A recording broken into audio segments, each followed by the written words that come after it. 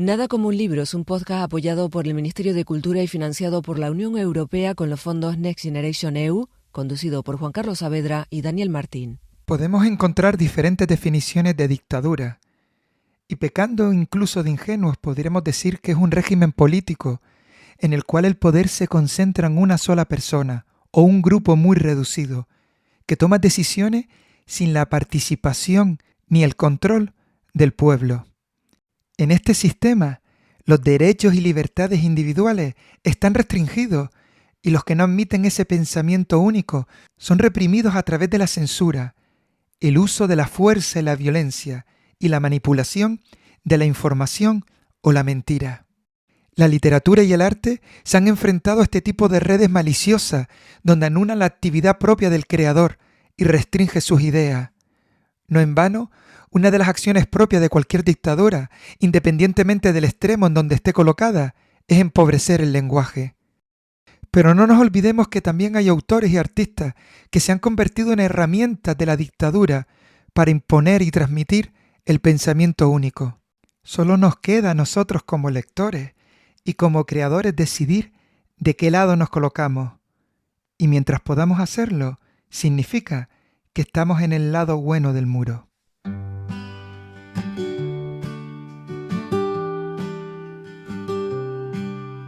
Nada como un libro y un océano cruzarás. Dani, damos un nuevo comienzo a nuestro podcast Nada como un libro y en esta ocasión vamos a intentar hablar de la relación de la dictadura con la literatura y por eso lleva por título Dictadores.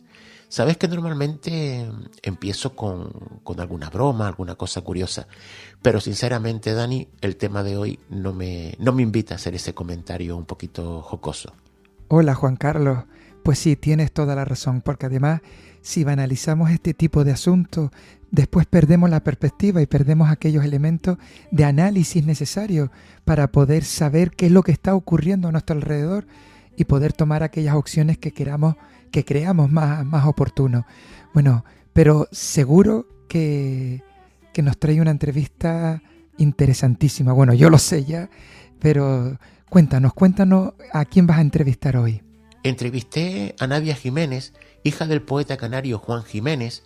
Su padre estaba en Chile el 11 de septiembre de 1973, cuando Pinochet derrocó al gobierno democrático de Salvador Allende.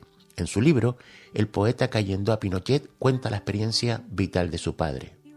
Desiree González nos va a dar su particular versión a través de sus versos sobre el tema que nos toca hoy, sobre la dictadura, sobre los dictadores. María Elena Guas es mundialmente conocida por sus canciones infantiles. Era además una gran luchadora por la igualdad de las mujeres y una férrea enemiga de la dictadura argentina. Verónica García pone en valor su legado en el tiempo dedicado a las mujeres que han dejado huella en la literatura. Uno de los libros que se ha asociado al poder dictatorial es El Príncipe, de Maquiavelo. ¿Es correcta esa vinculación? Intentaremos dar respuesta a esa cuestión en la sección sobre libros malditos. En el espacio en el que relacionamos el cine con la literatura con el cine, vamos a hablar de una película, Varsovia 83, un asunto de Estado. De nuestro baúl particular he querido sacar una poesía. Algún día habrá una isla, en el que el gran poeta gomero Pedro García Cabrera recuerda cuál es el ansia de todas las personas que viven bajo una dictadura: recobrar la libertad. Y con Elizabeth López nos volvemos a encontrar para hablar de libros que transforman en ese espacio en el que llamamos psicoeducación 2.0, porque hablamos no solo de libros, sino cómo se influye en nuestro crecimiento personal y también cómo podemos utilizar esos libros en el ámbito educativo.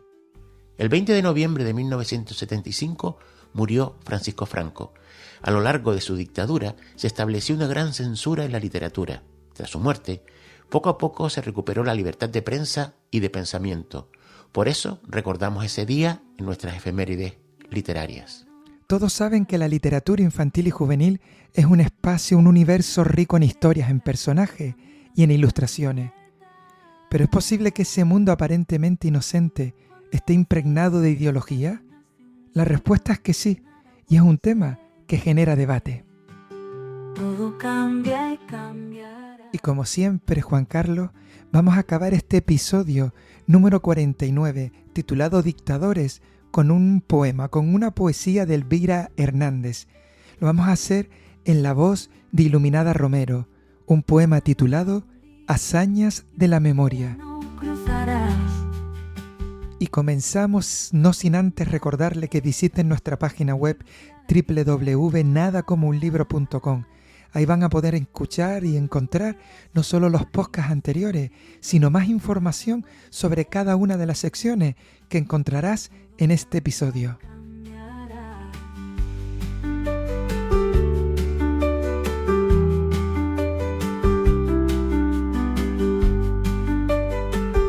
Nada como un libro. Es un podcast patrocinado por Biblioteca de Canarias del Gobierno de Canarias, conducido por Juan Carlos Saavedra y Daniel Martín. Ya nada vuelve a ser como ayer, todo cambia y cambiará.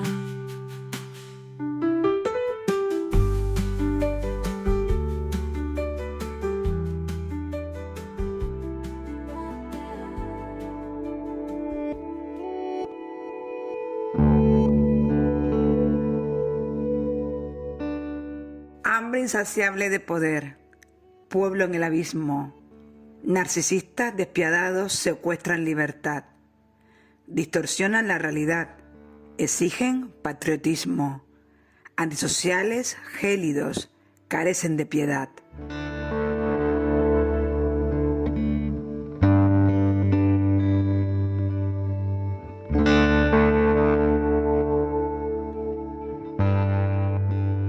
En Nada como un libro no nos gusta viajar solos, por eso en el trayecto de hoy nos acompaña Nadia Jiménez, autora del libro El poeta que allendó a Pinochet. Bienvenida a Nada como un libro. Muchas gracias, Juan Carlos. ¿Qué poeta protagonizó la novela y cuál es tu relación con él? Pues el poeta que da título al libro, el poeta que allendó Pinochet, es Juan Jiménez, mi padre, poeta destacado de poesía canaria última, de toda una generación, premio Can de Plata del Cabildo Gran Canaria, y que quiso el destino que el año 73, aquel 11 de septiembre, como dirían los chilenos, lo agarrara allá en Santiago de Chile.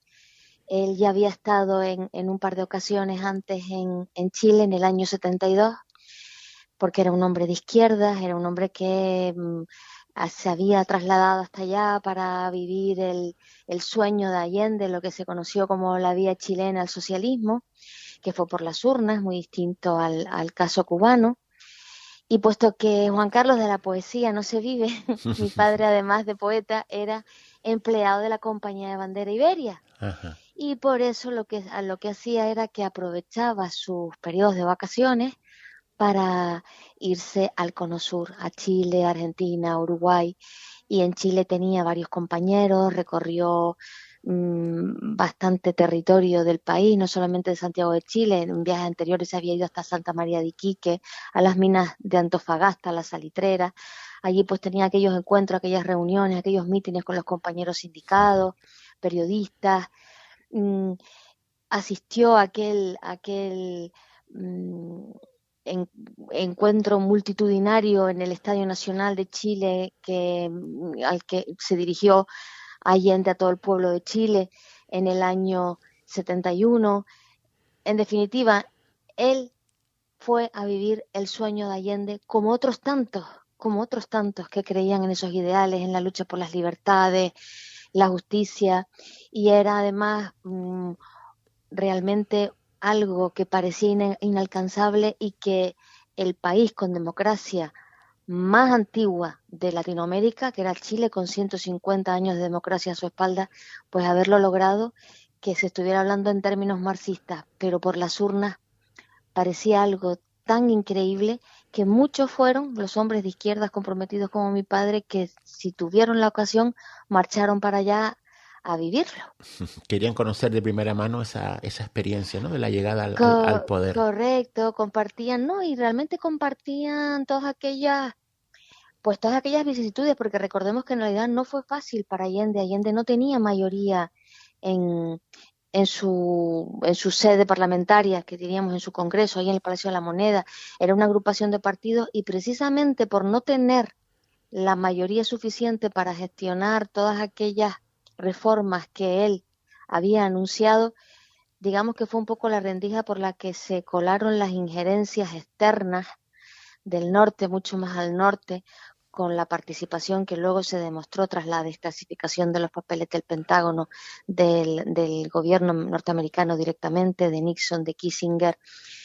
Precisamente el no contar con esa mayoría decía que fue la rendija por la que se colaron las influencias externas que fueron parte del boicot con el que tuvo que lidiar Salvador Allende, como la famosa huelga de camioneros, y que dio pie a muchos incidentes previos al golpe de Estado definitivo del 11 de septiembre, como el tanquetazo en junio de ese mismo año. Es decir, que ya se veía, ya se olía una situación conflictiva. De hecho, ese último viaje que realiza Juan Jiménez, mi padre, a Chile, lo hace desde Argentina, porque mi madre, preocupada porque ha tenido lugar el tanquetazo en junio. Piensa, Juan Carlos, que en junio también ha sido el golpe de Estado en Uruguay, ha comenzado la dictadura uruguaya en junio del 73.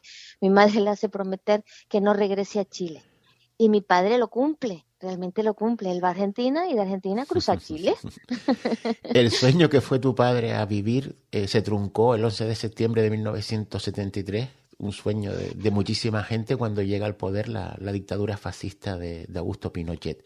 ¿Cómo se recibió ese levantamiento fascista en el entorno de tu padre? ¿Tuvo que haber sido un shock tras el sueño que ellos estaban viviendo? Bueno, no solamente fue un shock, Juan Carlos, sino que fue una situación que es un poco el episodio real que yo novelo en este libro, en El poeta que ahuyentó a Pinochet. No fue solamente un impacto, un soliviantamiento, un verdadero quebranto interior para todos ellos, sino que fue un riesgo, porque piensa que el propio 11 de septiembre se cierra el aeropuerto, que es cuando mi padre pasa 4 días escondido en la casa familiar de los 2 chilenos que se traerá con él, porque él asume el riesgo en primera persona. Él estaba fichado. Recordemos que estamos hablando año 73, año del atentado de Carrero Blanco en España, pero la dictadura de Franco todavía tenía vida, todavía tenía oxígeno. Franco respiraba de aquella manera, pero respiraba. Le quedaba crueldad todavía como para dictar nuevas penas de muerte 2 años más tarde. Pero salvo este paréntesis, retomamos otra vez Chile.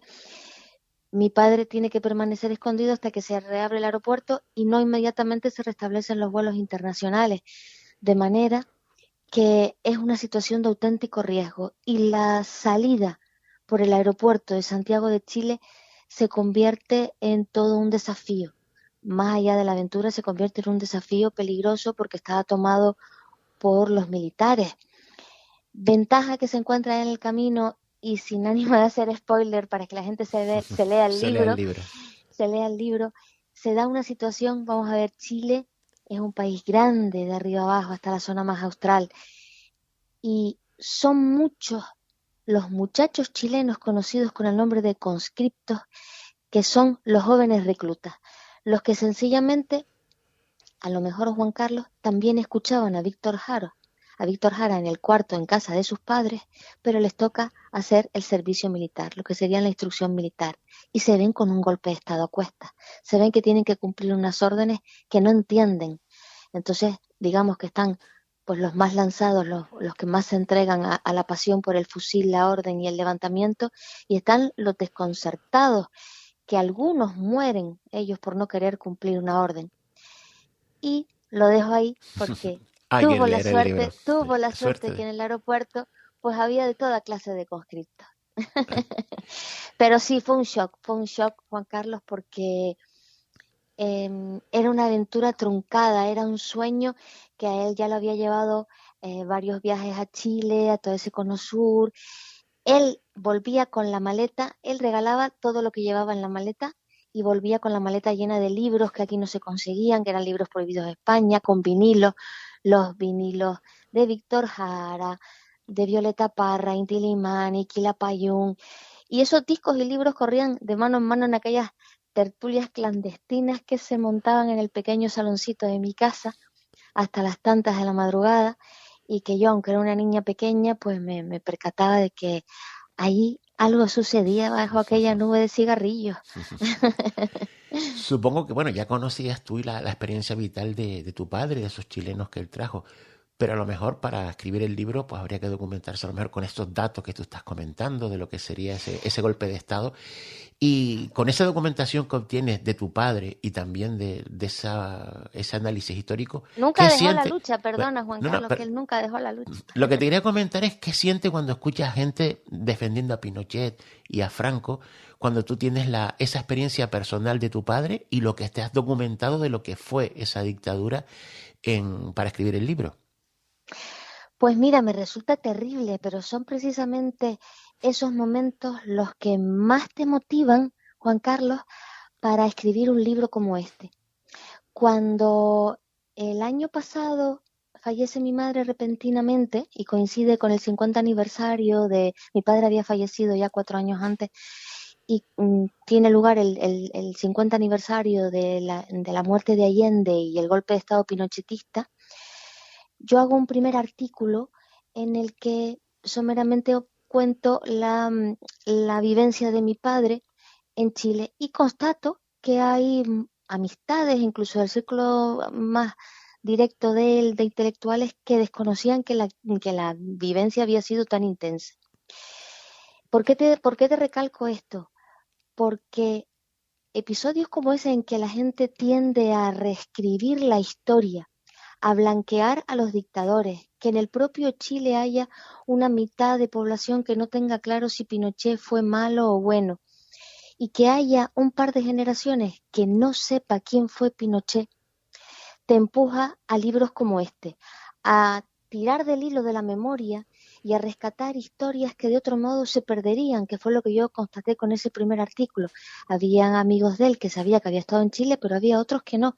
Y había una gran mayoría que conocían la faceta de poeta de Juan Jiménez, pero desconocía que le había pillado el golpe de Estado allá, 1, 2, que había sido una aventura salir, y 3, que había salvado de la muerte a 2 hermanos y hermana, porque los trajo a una en la cabina del piloto y a otro sentado en el asiento de la azafata, porque eran cosas que en el año 73 se podían hacer. Por eso te decía antes que era la compañía de banderas. Mira tú la paradoja de la compañía de banderas de la dictadura de Franco. A mi padre le valió para salvar la vida de 2 personas. Y eso fue una cosa que él llevó con discreción. Además llegaban aquí, llegaban a otra dictadura, que también era la inquietud de estos 2 muchachos. Pero también tenía mi padre la tristeza de los que perdió. Tenía un amigo periodista que murió en uno de esos vuelos de la muerte y apareció en el desierto al norte de Chile, lanzado como un fardo, como un pedazo de carne, y a otro que murió en el Estadio Chile, donde mismo fue torturado y asesinado Víctor Jara, que tenía nada menos que 44 balazos en el cuerpo y ni sé cuántos huesos rotos de la tortura a la que fue sometido. Entonces, me parece necesario siempre tener esa mirada a la memoria, esa vista atrás, ese mimarla en el hueco de la mano, porque se reescribe una y otra vez la historia y es lo que no podemos tolerar, Juan Carlos. Estamos hablando de que entre muertos y desaparecidos, la cifra en Chile, solo Chile, supera los 40.000, creo que son exactamente 40.179 o 175. Y eso es una barbaridad, porque estamos hablando de unos rostros con un nombre y un apellido, pero hablamos también de los familiares de todos y cada uno de esos 40.175. Y es algo que se perpetúa, es una búsqueda que no cesa, es ese saber si esa persona vive aún o no, y si está tirada, ¿dónde vino a tener? Estás respondiendo en parte a mi última pregunta, el por qué escribir el libro. No, ¿por qué escribir el libro? ¿Qué quieres causar en el lector que lea El poeta cayendo a Pinochet? Cuando cierre el libro, ¿qué quieres que se le quede en la mente? Pues en la mente quiero que se le quede 2 cosas. Que la memoria es algo valiosísimo. La memoria en minúsculas, que es la de cada uno, y la memoria en mayúsculas, que se compone de todas y cada una de las memorias en minúsculas de todos nosotros, de todas esas pequeñas historias como esta, a la que yo doy traslado en esta novela, pero que tuvieron lugar y que supusieron la cara o cruz de una moneda para alguien y supusieron el cesar la espera para alguien. Eso por un lado. Y por otro, pues, rescatar esta pequeña historia del poeta Juan Jiménez, que si bien es conocido por su poesía, pues no es tan conocido por esta vivencia que tuvo de primera mano y que fue tremenda a ambos lados, porque en el libro cuento no solamente cómo se las ingenió mi padre para salir, qué bacana, que dirían los chilenos, qué suerte tuvo, y cómo se vivió a este otro lado, la espera de mi madre, la pintora María Castro, qué música se oía allá, Víctor Jara, Violeta Parra, que también se oía en mi casa porque traía los discos, pero mi madre también escuchaba a Nino Bravo, Cecilia. ¿Qué estaba pasando aquí? ¿Qué estaba pasando allá? Pues Un episodio de la historia compartida a nivel global, porque fíjate, hoy hace un año, Juan Carlos, que murió Joan Jara, la mujer de Víctor Jara a la edad de 94 años, luchando porque finalmente todos y cada uno de los que aún viven, que torturaron y mataron al cantante, al poeta y al activista, pues sean ajusticiados.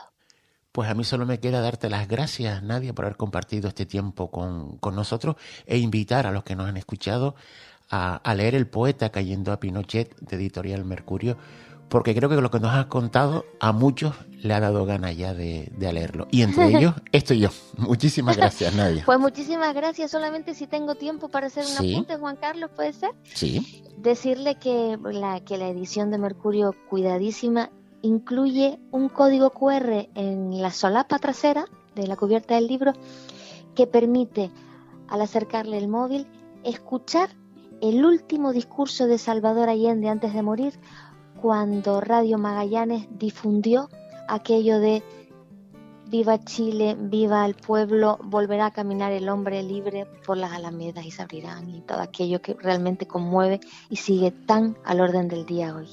Te digo un secreto, me acabas de poner la piel de gallina. Muchísimas gracias, Nadia. A ti, Juan Carlos, un placer.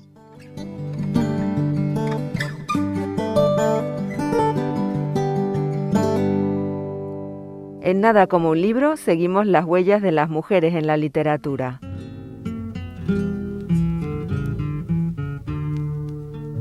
Manuelita vivía en Pehuajó, pero un día... Para miles de personas, la banda sonora de su infancia estuvo llena de canciones de María Elena Walsh.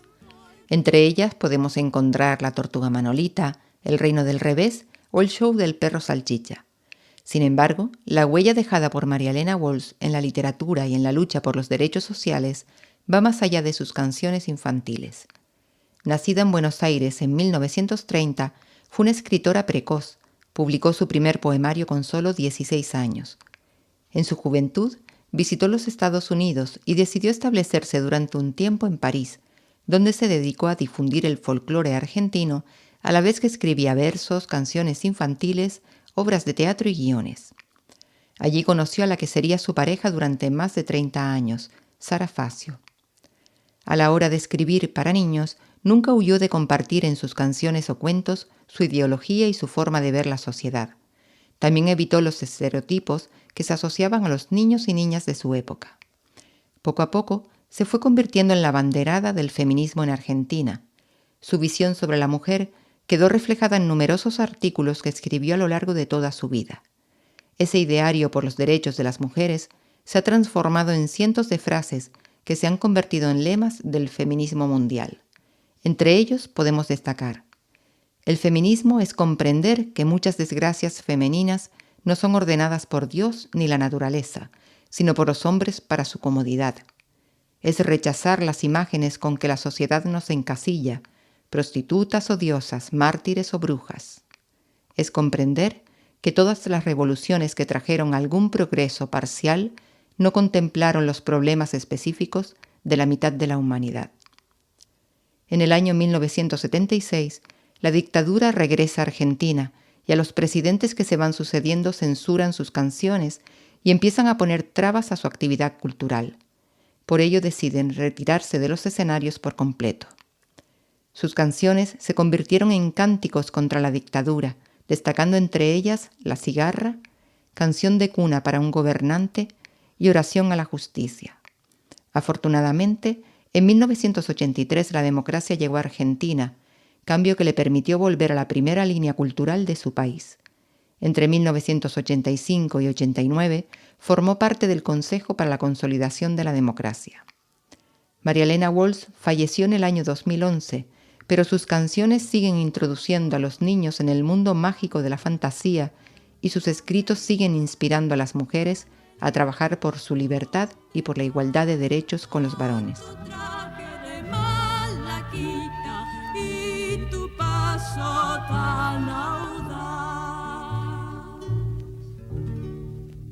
Nada como un libro. Es un podcast patrocinado por Biblioteca de Canarias del Gobierno de Canarias, conducido por Juan Carlos Saavedra y Daniel Martín.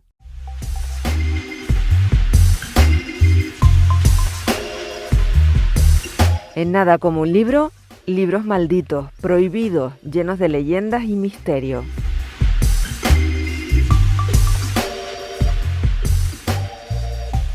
Tradicionalmente se ha considerado el libro El Príncipe, de Nicolás Maquiavelo, como el mejor libro de cabecera para un dictador que quiera mantenerse en el poder a toda costa. Por esa razón, su obra ha sido denostada y atacada por todos aquellos que defienden los principios democráticos. Esa vinculación dictadura-El Príncipe ha hecho que miles de personas hayan puesto en su lista negra de libros que han dañado a la sociedad la obra de Maquiavelo. ¿Es correcta esa relación entre ese libro y la dictadura? Al respecto, hay dos opiniones encontradas. Una de ellas defiende que efectivamente da consejos inmorales a un dictador para eternizarse en el poder, acabando con sus enemigos. Para otros, lo que hace Maquiavelo es exponer de forma clara y real la verdad y las estrategias que se realizan en política. En esa exposición busca enseñar cómo se debe gobernar de forma eficaz, no cómo se debe gobernar de forma virtuosa. Dentro de la mala prensa que ha recibido El Príncipe está el defender que el fin justifica los medios. Aparentemente está diciendo a los dictadores que todo vale para conseguir sus fines. Sin embargo, Maquiavelo nunca usó esa expresión.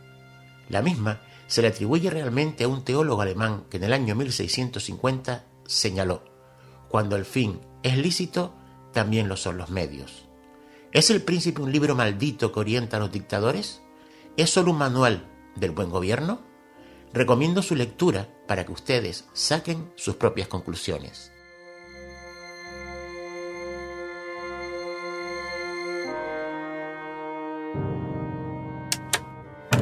Debo decir que creo que tenemos un pequeño problema de opinión pública en relación con el caso de ese tal Grzegorz Presny. Camaradas, déjenme decir que mi ministerio... Cezary Kasarewicz es un periodista polaco. De sus manos salió un libro titulado, que traducido al español más o menos viene a ser algo como Para que no haya rastro, y sirvió como inspiración para la película Varsovia 83, un asunto de Estado. Tiene la culpa. Hay un testigo. Jurek Popiel es el único obstáculo en nuestro camino hacia una investigación honesta y rigurosa. Jurek, tienes que esconderte. La Operación Junior a la que habéis sido asignados pretende neutralizar dicho obstáculo. Es una película que se desarrolla durante la ley marcial que en los años 80 se impuso en Polonia. Intentaba frenar el avance de la democracia y, por tanto, la caída de la dictadura comunista en este país. Le dieron una paliza delante de mí. Se cayó al suelo, lo recogieron y siguieron dándole golpes. ¿Podría haber sido provocado por un hecho anterior? ¿Una caída o un golpe accidental? El hijo de una poetisa opositora del régimen es detenido y asesinado a golpes por la milicia. Uno de sus compañeros, que presencia el brutal y fatídico momento, se convierte, por lo tanto, en un enemigo del Estado. ¿Te acuerdas de lo que hablamos? ¿Te sabes el guión? Esta vez no la cagues. Se están cargando el caso. Esto es una patraña. Usted ha abierto una grieta en esa familia. Es hora de terminar el trabajo. Varsovia 83, un asunto de Estado, es una espeluznante historia basada en hechos reales. Una película y un libro que recomendamos porque cuando se niega la verdad, se niega la propia naturaleza humana. Es una cinta en donde vamos a vivir y a comprobar el ambiente que se vivía en este país antes de la caída del régimen, cuando el sindicato Solidaridad formaba parte de la sociedad polaca que no estaba dispuesta a soportar más opresión. Mi hijo recibió una paliza. Solo podremos hacer justicia si sigues vivo. No podemos hacer un trato. ¿Y que la vida siga? Solo te digo que no hagas daño a nadie con tu testimonio. Han sido irresponsables, camaradas.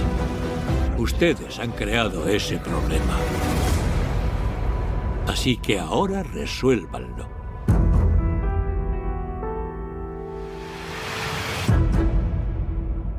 En Nada como un libro abrimos nuestro baúl de recuerdos, curiosidades y novedades literarias.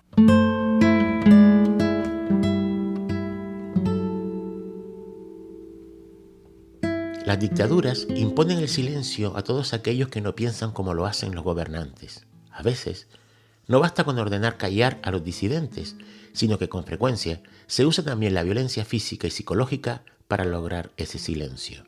Prueba de ello la encontramos en la vida y obra del poeta gomero Pedro García Cabrera. Con la llegada de la dictadura a España, se le detiene por sus ideas y por el contenido de sus poemas. Se consideró la necesidad de apartarlo lo más posible de la sociedad y es deportado a África, logrando huir del campo de concentración donde es confinado. Vuelve a ser capturado y tras pasar un tiempo en la cárcel, acaba bajo arresto domiciliario en su propia casa. Pedro García Cabrera murió en el año 1981 y nos dejó uno de los poemas que mejor reflejan el ansia que rodea a todas las personas que viven bajo el yugo de un dictador, el sueño de la llegada de la libertad. Por esa razón, hemos decidido sacar de nuestro baúl particular su poema Un día habrá una isla. Lo escucharemos en la propia voz del poeta, rescatada de una publicación acompañada de audios que realizó la editorial Edirca en el año 1980 con el título de Canarias, alma y palabra. Un día habrá una isla que no sea silencio amordazado, que me entierren en ella, donde mi libertad dé sus rumores a todos los que pisen sus orillas. Solo no estoy. Están conmigo siempre horizontes y manos de esperanza. Aquellos que no cesan de mirarse la cara en sus heridas. Aquellos que no pierden el corazón y el rumbo en las tormentas. Los que lloran de rabia y se tragan el tiempo en carne viva. Y cuando mis palabras se liberen del combate en que muero y en que vivo, la alegría del mar, le pido a todos cuantos partan su pan en esa isla, que no sea silencio amordazado. Psicoeducación 2.0, biblioterapia, psicología, educación y libros, con Elizabeth López. Te voy a invitar a un hotel, ¿te parece? Que no se malinterprete esto, por favor, porque te voy a invitar al Gran Hotel de las Emociones.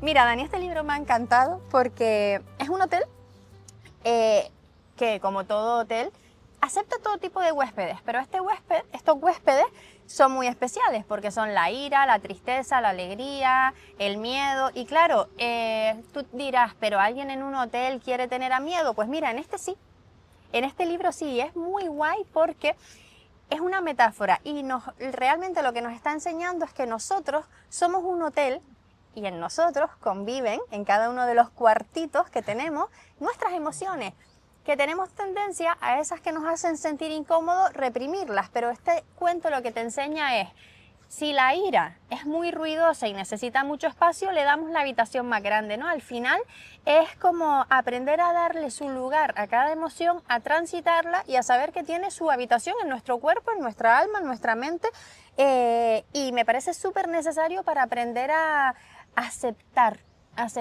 todas las emociones nos hagan sentir más cómodo o menos incómodo. Y entonces es muy bonito, como siempre, las ilustraciones son preciosas. Tiene, por ejemplo, esta es la de la ira, ¿no? Dice, ira, en cambio, es muy ruidosa. Hace tanto alboroto que las paredes resuenan y tiemblan. Necesita mucho espacio. Por eso la pongo en la habitación más grande. No sé, es como... Me parece un guiño a tenemos que aceptarnos tal cual somos con nuestras emociones y nuestros sentimientos y aprender a convivir con ellas, sobre todo la convivencia, ¿no? Por eso la metáfora también del hotel, aprender a convivir con ellas. Está muy lindo, así ¿verdad? Que este es el hotel que quería invitarte hoy. Pues mira, yo no sé, seguro que hay una habitación para el libro que yo te quiero proponer. Se titula Una habitación muy ruidosa y habla de alguien que se llama Pepino, el del oído fino. Y Pepino pues estaba muy cansado de vivir en el ruido de la ciudad y decide marcharse al campo. Y cuando llega al campo, pues buscando ese silencio absoluto, empieza a percibir otros sonidos que desconocía. El sonido del viento, el cacareo de la gallina, el sonido del gallo por las mañanas, cómo balan las ovejas, cómo mugen las vacas. Y entonces se da cuenta que el mundo está lleno también de sonidos y de ruido. Y hay un ruido que él desconocía, que aparece cuando él se queda dormido. Pero no voy a contar más. Entonces es un libro divertido, muy interesante para contar, para jugar cuando lo estamos leyendo. O sea, son de esos libros que lo puedes leer al revés, al derecho, y con unas ilustraciones también. Bueno, ya ven la portada que es súper divertido. Esta habitación muy ruidosa. Y la autora te invita a que abras el libro y que averigües cuántos sonidos pueden caber en un solo libro. Pero yo me quedo con la duda de cuál es el sonido que no conoce y que se da o surge cuando él duerme. Que no se me ocurre cuál, pero lo voy a averiguar. Bueno, voy también yo a ver... ¿En qué habitación te quedas? ¿En qué habitación me quedo? Pues Elizabeth, muchas gracias. Muchísimas gracias, Dani. Wow, pero mira qué bonito, qué colorido. Sí. Oh, me encanta. Para trabajar las onomatopeyas. También, claro, está. Ay, me encantan. Bueno, hasta la próxima.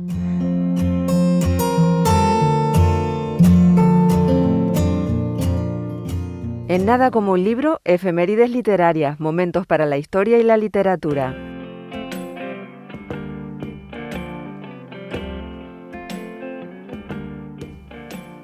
El 20 de noviembre de 1975 fallecía a las 5:25 horas en la Residencia Sanitaria de La Paz, en Madrid, Francisco Franco Bahamontes.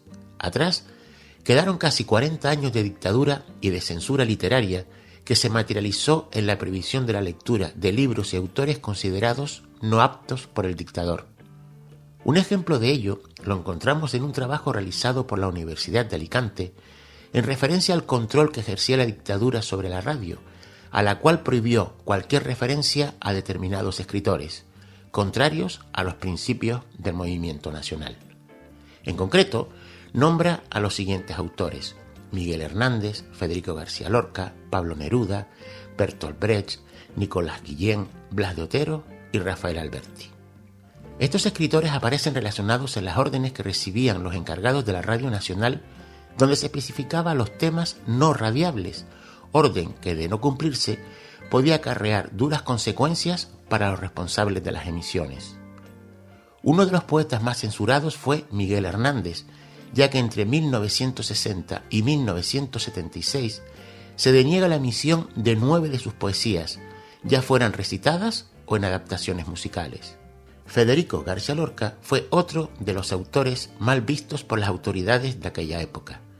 Se prohibió hablar sobre cómo murió, de la destrucción de sus manuscritos, del ocultismo de sus dibujos o de su vida amorosa. Junto a los autores nombrados, se prohibió también la circulación en España de la literatura de la Unión Soviética, fuera o no política, quedando fuera del alcance de los lectores maestros de las letras como Tolstói, Dostoyevsky, Pushkin, Chekhov o Gogol. La dictadura no solo prohibió la publicación de libros, sino que además se expurgaron miles de libros de las bibliotecas públicas. Por si esto fuera poco, tras la victoria fascista en la guerra civil, se quemaron toneladas de libros considerados insanos, como podían ser la obra de Voltaire, Lamarck, Marx, Freud o Rousseau. Tras ese 20 de noviembre de 1975 que hoy traemos a nuestras efemérides literarias, Poco a poco fue decayendo la censura a los libros por parte del Estado, hasta llegar a la libertad de publicación y prensa que hoy existe en el Estado español.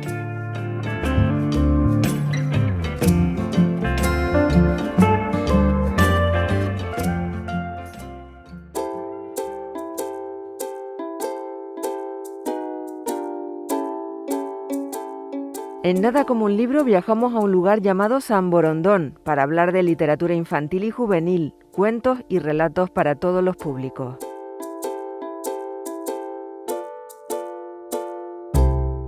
La literatura infantil y juvenil es un universo rico en historias, personajes e ilustraciones. Pero, ¿es posible que este mundo aparentemente inocente esté impregnado de ideología? La respuesta es que sí, y es un tema que genera debate. Algunos autores defienden una literatura infantil y juvenil libre de censura y de corrección política, argumentando que los niños merecen historias que reflejen la complejidad del mundo, sin edulcorantes.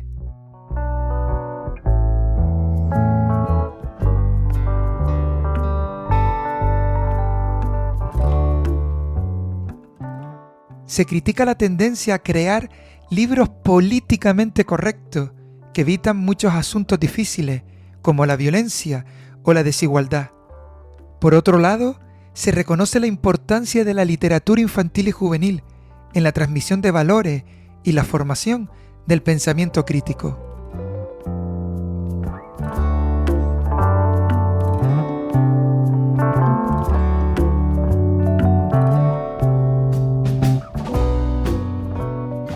El riesgo de esta corrección política es la autocensura, o que se banalice o se simplifique de manera excesiva temas complejos, y de esta manera nos encontraremos con una literatura infantil y juvenil que pierda su capacidad para desafiar, para provocar y para fomentar la reflexión crítica. Libros bien intencionados pueden caer en estereotipos que entretienen los primeros 5 minutos, pero que aburren mucho después.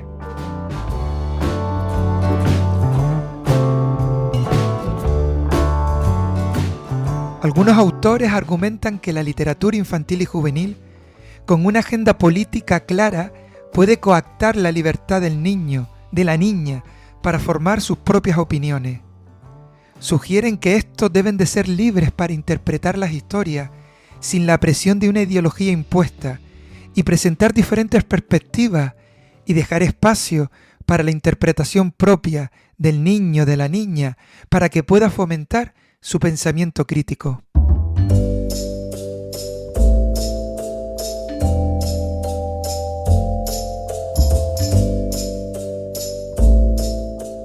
Quizás el desafío reside en encontrar un equilibrio, una literatura que no rehuya de la realidad, pero que aborde con sensibilidad y con respeto la autonomía del lector. Una literatura infantil y juvenil que invite a la reflexión, al diálogo, a la construcción de un mundo más justo.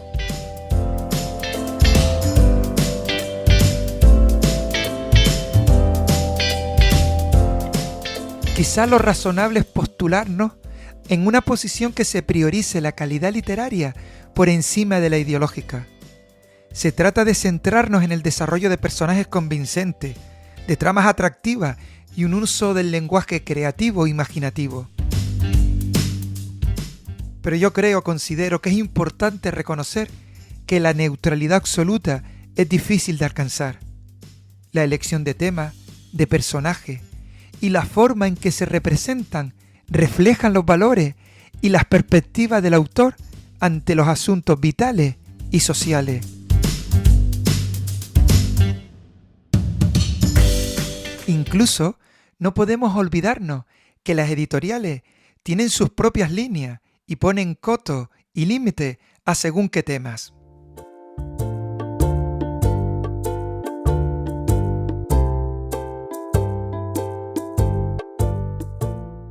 Pero lo que es siempre recomendable es fomentar la diversidad de voces y perspectivas para que los lectores, sean niños o no, tengan acceso a una variedad de ideas y puedan formar sus propias opiniones. Y si no, recuerden lo que les pasó a un tal Don Quijote, que solo leía libros de caballería.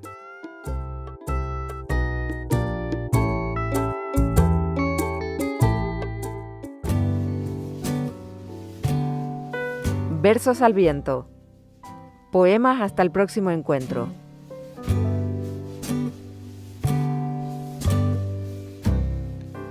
Elvira Hernández, seudónimo de Rosa María Teresa Adriozola Olave, es una poeta y crítica literaria chilena. En este año, en el 2024, ha sido galardonada con el Premio Nacional de Literatura en Chile. En 1979 fue detenida en la calle por agentes de la CNI y permaneció 5 días en el cuartel de Borgoño tras ser confundida por un activista. Escuchemos un breve extracto de una entrevista y corto documental que la Universidad Metropolitana de Ciencias de la Educación de Chile le hace a la poeta. Además, puedes acceder a la entrevista completa y al vídeo desde nuestra página web. La dictadura cayó sobre nosotros como el bombardeo de la moneda. Ese bombardeo fue la señal de cómo iba a actuar la junta militar, arrasando el país. Porque se pensó que el país iba a ser fundado de nuevo, una sociedad refundada. Para eso tenía que incinerar el conocimiento. La gente tenía que perder la memoria.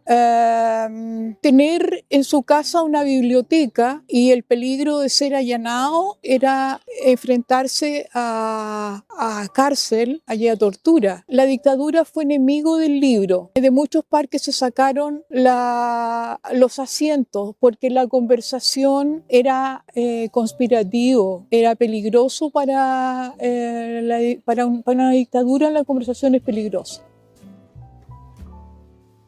Escuchamos el poema con el que acabamos el episodio de hoy, en la voz de Iluminada Romero, que se titula Hazañas de la Memoria. Hay una casa que cerró sus puertas. Se fue muriendo en el nombre y gracia de la mismísima vida. Esta casa abandonó el salón solemnemente, sin dejar fotografías, ni fantasmas dormitando por ahí en las escaleras. Ni siquiera un resplandor de voces gestándose en las habitaciones de servicio, ofendidas de sombra, llorando su derecho a la memoria. Esta casa donde no hay antepasados trepando el tempo, enredando parientes tierra adentro, donde se van sumando.